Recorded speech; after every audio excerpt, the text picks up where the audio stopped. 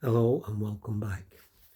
If you've been watching my blogs, you'll realise that I've been speaking about some of the basic things that we need to know if we're considering or we've been called to or have just started on a spiritual walk. So welcome and thank you for being here. One of the things that I thought about today was, how did I decide? Or was I chosen? How did it all happen? And I became to call myself spiritual. And it all started with the very basic things that could be going on with you.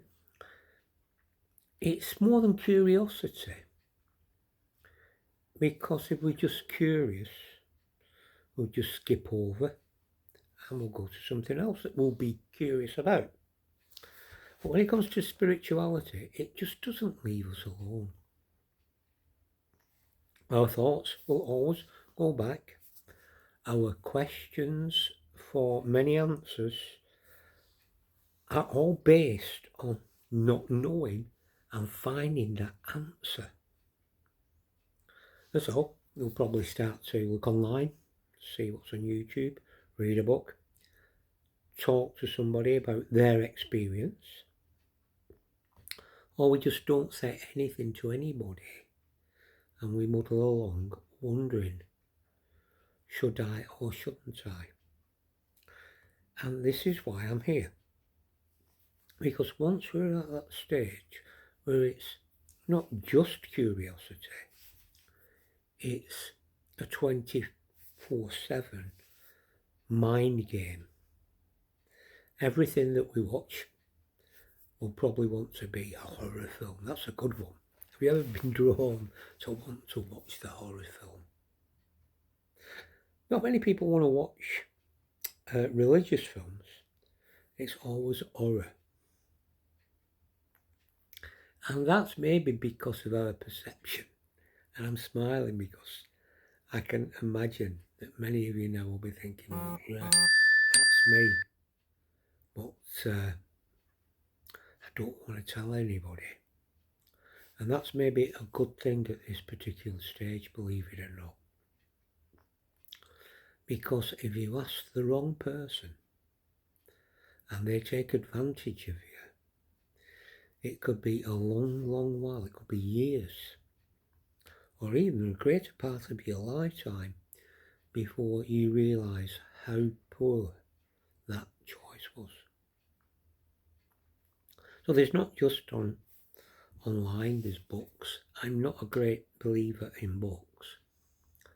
I believe that books are written because the author feels that they have something to say, and then there's something that they feel they've got to say realises that, hey, there's money in this. Book sales become important, and once we start to get on what I call the abracadabra path, abracadabra means that as I speak, I manifest.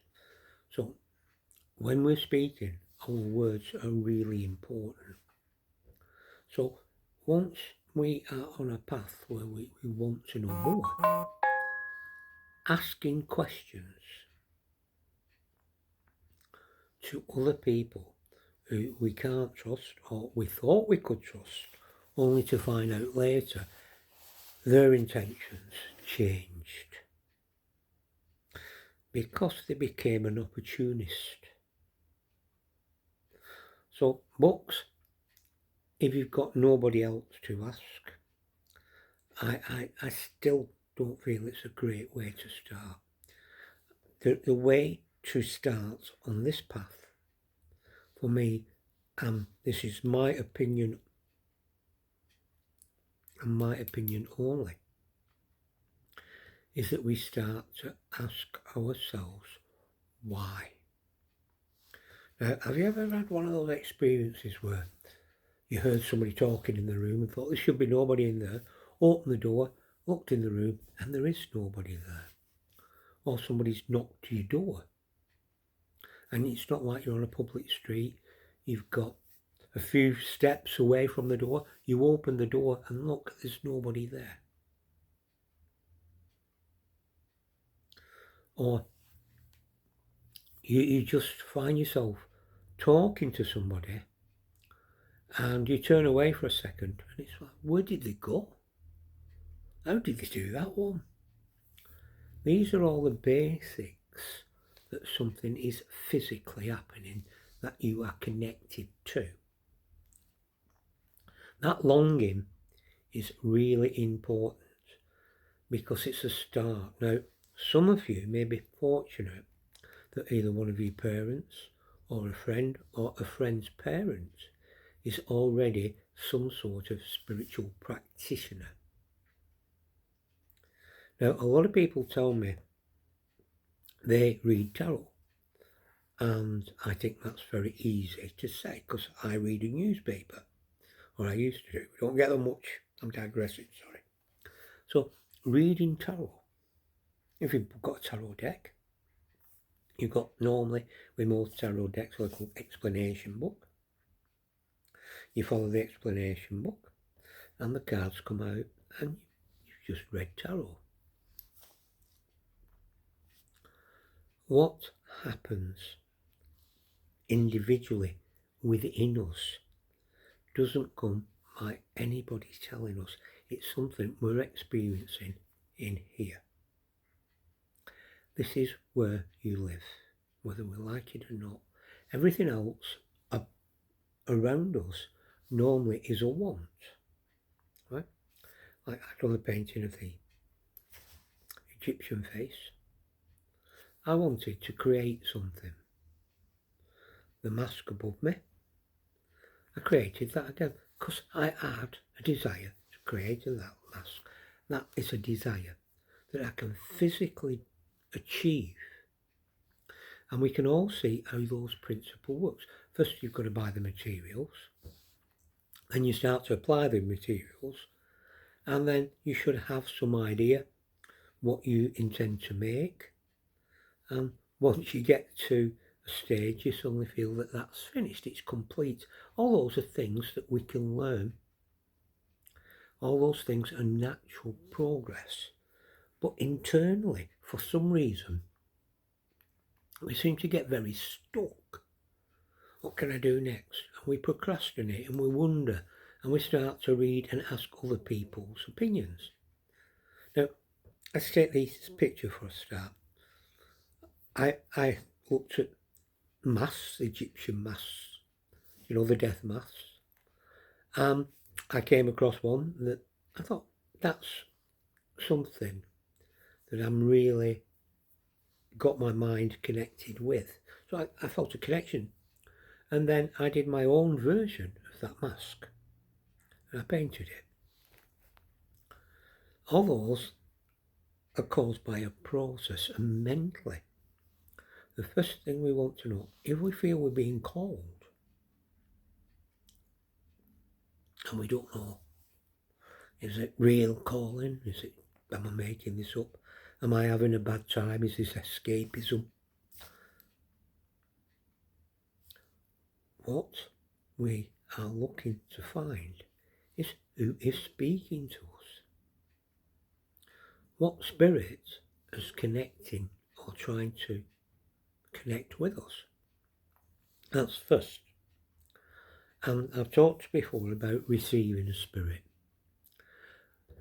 Some people, it can be a huge event where they'll just remember it all their lives, probably beyond. Other people, they feel that they've fallen into it, or it's happened over a period of time. Either way, you will know how real it is internally. Now, I first started when I just knew something was going on in my life. I felt I reached a stage in my life where I either completely fought against becoming spiritual, or I accepted something spiritual, the questions in my head were all about, is there God? Is there spirits? It just become almost like an obsession to answer that question. What is it that drives us? What is it that makes me me? Is it just my handsome chin and my beautiful eyes? Or is there more to it than that? Now, this is one tip that I hope will help you. First of all, if you look at my masks and my painting, and even the ones that I buy, there's something in common. And they're all related to the mystical side of life. Now, I know that Egyptian, you might say, is history or Egyptology, but yet there's something very mystical about the practices of the Egyptians. And it was that attraction, like attraction to another person. Something attracts us to that person, and if that person responds,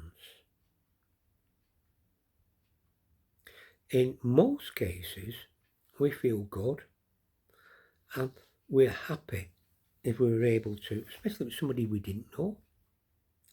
It's been, wow, by chance. And you feel lucky.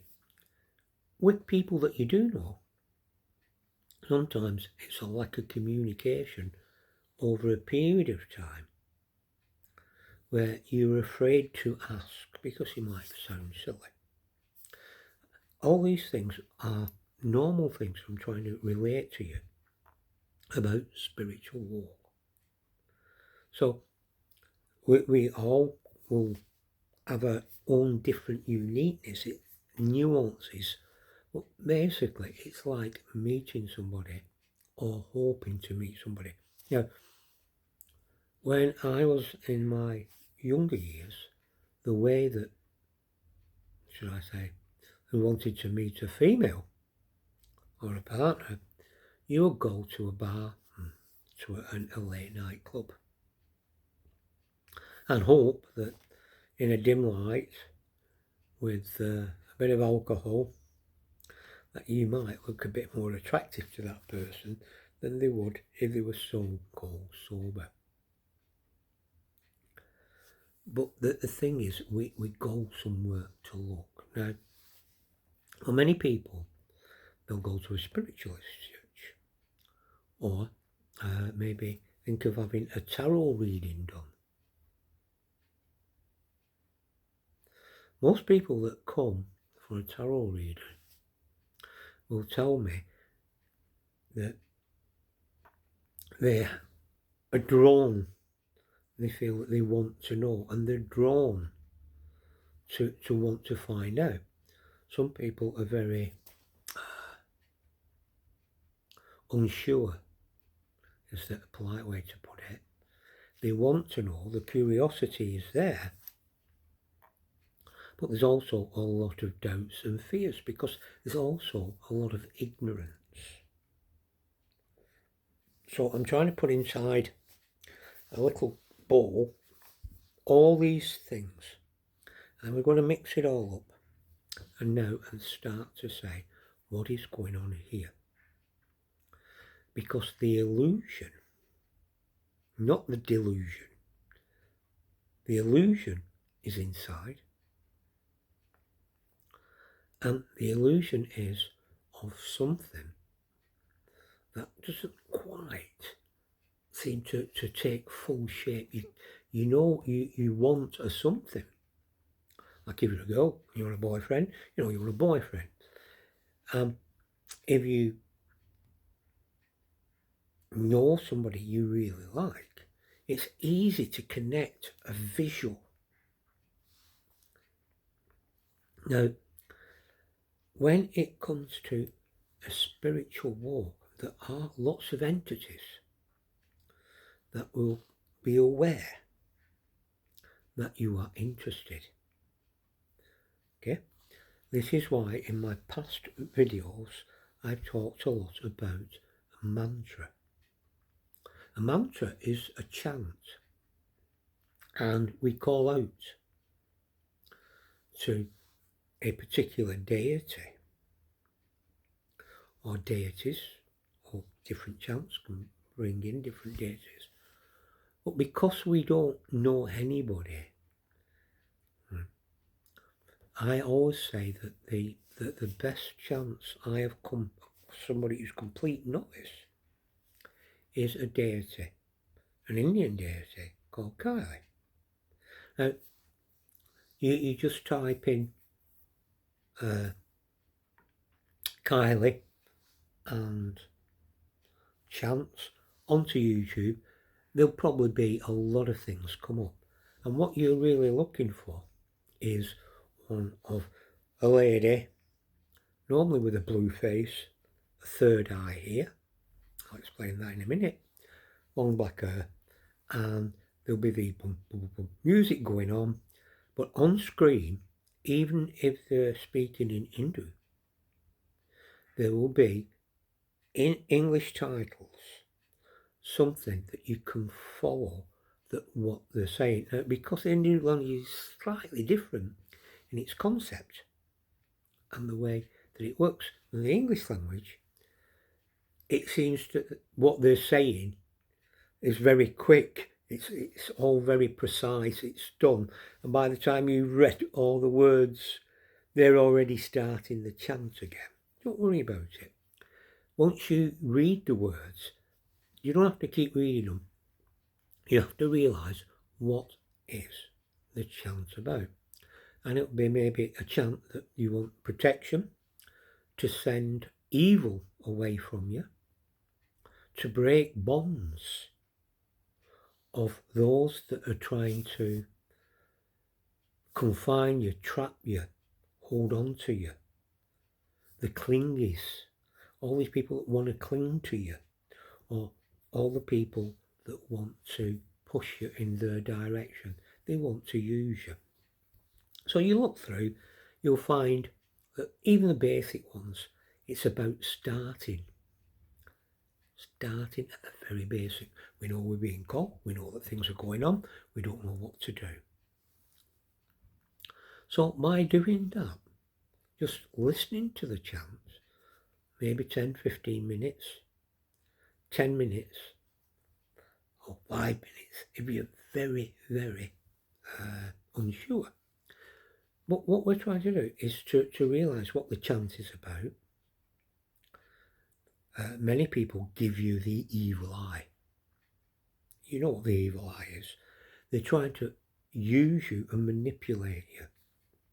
And so by having a chant, I find how it works for me. I hope it works for you similarly, but it may not do. But the thing is that it starts by, you start to listen to the chants, and actually it's better that it isn't spoken in a language that you can understand in one way, is that the chant repeats itself and it just takes us out of that space for a minute, just long enough for our minds to switch off and listen. Because unless we're able to still the mind, to stop it, we're going to get to a place where we just react and say, I don't know, I've had enough. And we'll go back to what we normally would be doing. And then probably about half an hour later, we're back to the same thoughts.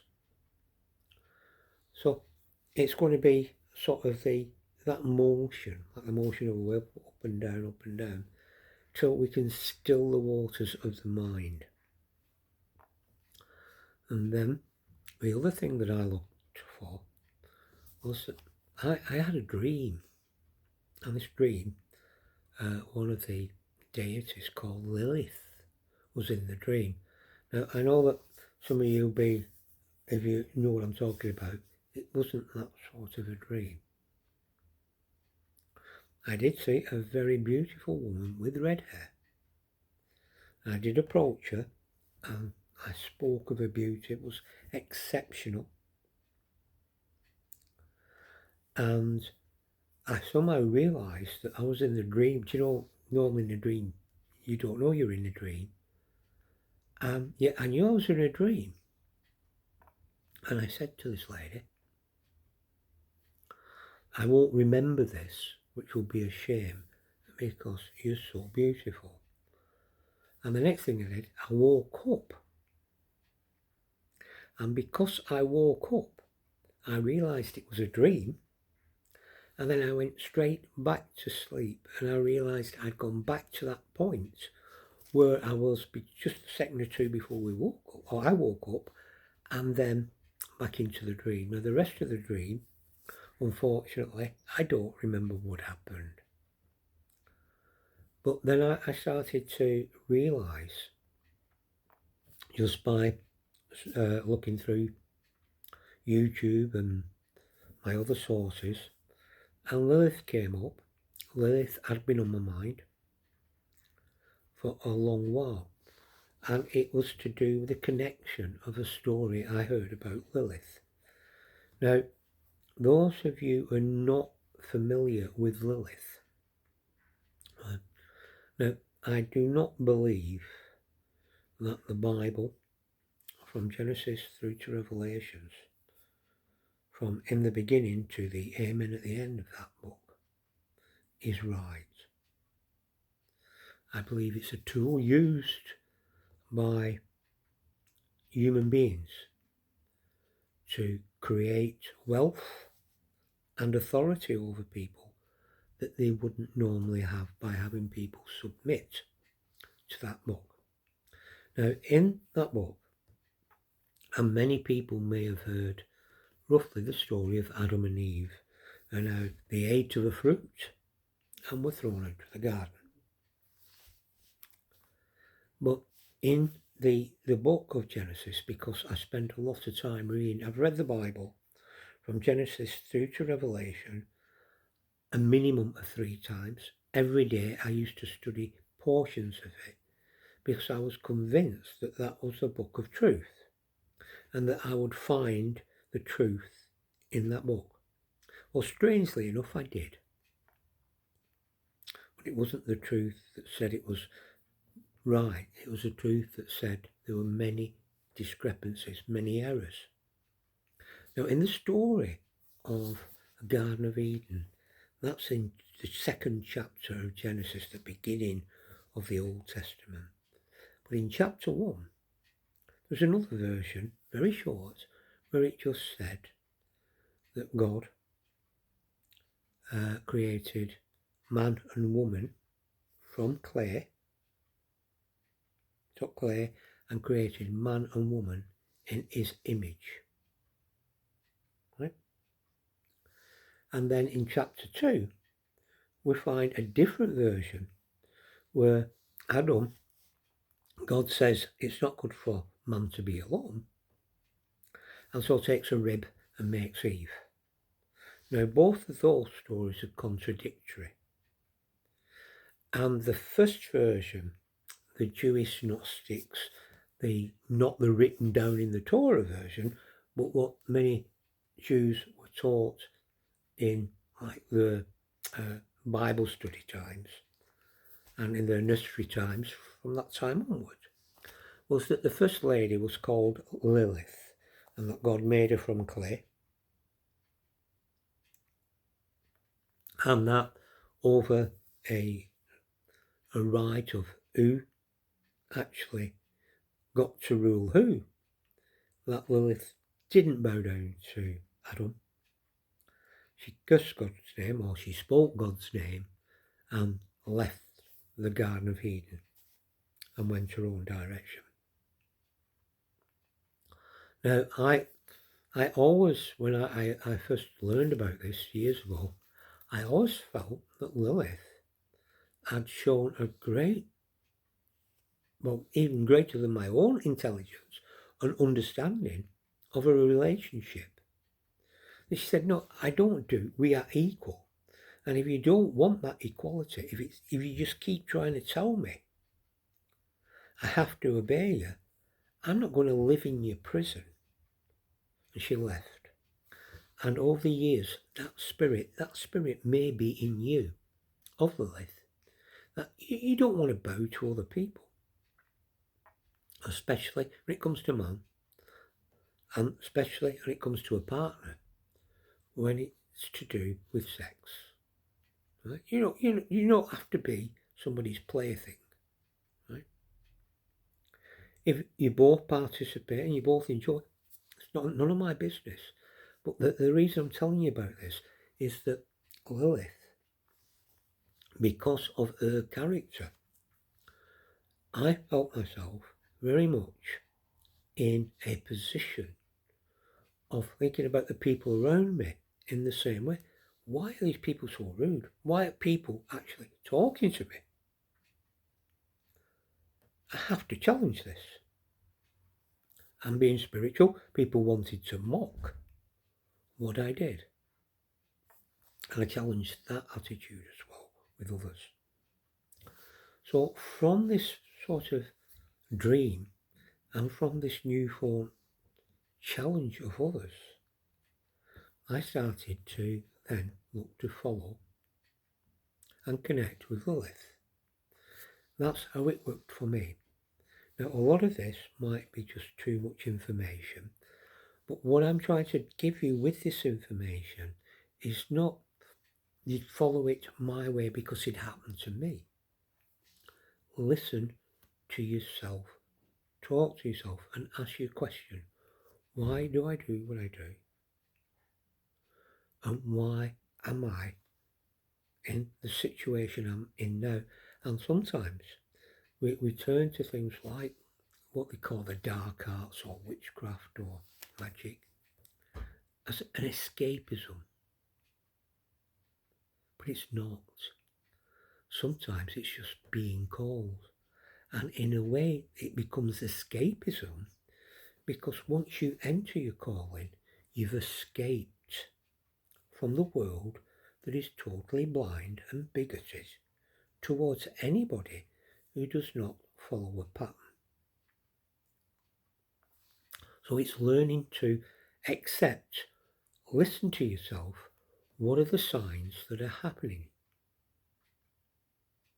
What is happening in your life personally at the moment that you don't want anything to do with, but you're being forced into that situation?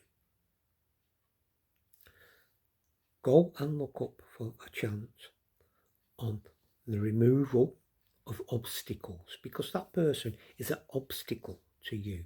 You've got to get through that obstacle or over it or around it, but you've got to leave it behind you. Because if you're feeling cold, you feel that you want to know more, and those around you are religious. They'll tell you everything and anything, but they're only telling you what they've been told.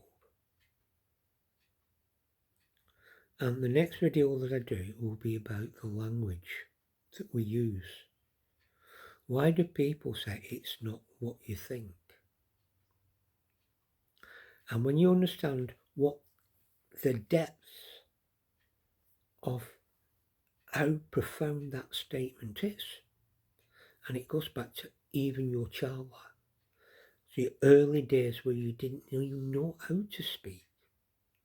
All you could do was observe.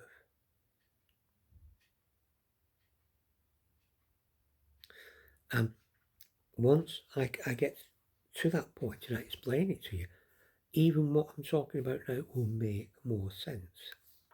But at this moment, we're coming to the 30-minute mark. Go online again, look for a chant. If you can't find a chant, sit down and question yourself and ask. If you feel if you've got a piece or you feel that there's somebody else in the room, ask them who they are and what is your intention for it. And if it's a good intention, the peace in the room will feel good. If it's an uncomfortable feeling, break away from it. Say, I am ending this session. I want nothing more to do with you. Do not come back. Tell them to leave then. Even if you go to the bathroom, leave the room that you're in. Leave the door open, tell them out. and then just give yourself a few minutes, go back, shut the door, go about your business as normal. And that's what I would advise for people now. So get yourself a chance. Stop listening to people. Start listening to yourself. If this feeling doesn't want to go away, if you feel it's stupid, if you feel it's uneasy, for any reason, leave it alone.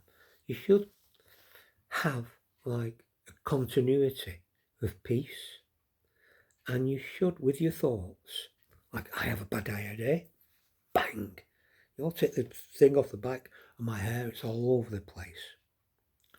We have a bad thought day, where the moment something is on our mind, all of a sudden those thoughts go ping. And like a bad hair day, you can't comb it out, you can't brush it out. You just got to get the clips going and try to control it. It's the same thing with your mind. You have a mad mind day, it goes ping. And if we don't know how to comb our hair, and I tend for it, I'm not very good, got long hair, but I'm not like you ladies who've been taught. I just have to, a very simple process. I brush it, put an elastic band at the back, that's me done. And it's just that basic control is what we're after, is to be able to stop the ping, shut your mind. Now, it may be, if this is to do with you getting a ping because it's spiritual, then we try to shut our minds and ask, who are you? If we've been asking, who are you, and then our mind's gone ping, that's a different thing. That's time to say, that's enough. And if the difference between the two is only a short while, it's been long enough to alert yourself that there is something going on and you need answers. Asking people who are close to you, asking people who already have a religion, who already have some sort of faith, that unfortunately seems a great idea, but it's a big mistake. I talk about Jesus as a deity, but it's not the Jesus of the Old Testament or the New Testament. It's not the Roman Catholic version. It's not the Protestant version. It's not the Pentecostal version. It is not the Mormon version or the Jehovah's Witness version. And any of those who you ask, in any of those affiliations, will straight away point you. And they're all like parrots, like YouTube is full of parrots. And no doubt at some stage people will start to say, hey, hang on, that makes sense. I'm going to do my own blog on this. And it won't be their own blog. It'll be a copy and a repeat of mine. And that's what I'm trying to get out the system for you. Too many people want to influence you. I don't want to influence, and I'll tell you the path that I took. You can take it or leave it, but it's inside there where the confusion is. And it's the not knowing. That's the horrible part of all this, is the not knowing. I've just explained to you some ways where we can maybe try to find out who is it, other than my own self, trying to contact you. And we'll take it from there in the next video. So thanks very much for watching. I hope you found this useful and have a great day. Thank you.